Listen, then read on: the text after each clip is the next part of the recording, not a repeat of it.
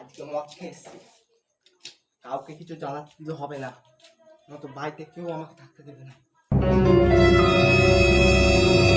কি খিদে পেয়েছে, বিশাল খিদে পেয়েছে আজকে। একটুখানি খেতে দে না আমাকে কিছু, খুব খিদে পেয়েছে রে আমার। ও তুই এসেছিস? হ্যাঁ বস বস, আমি দিচ্ছি তোকে খেতে, দিচ্ছি দাঁড়া।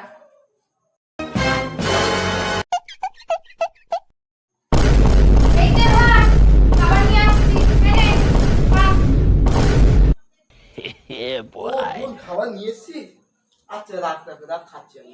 আচ্ছা এনে খেয়ে নে, ঠিক আছে।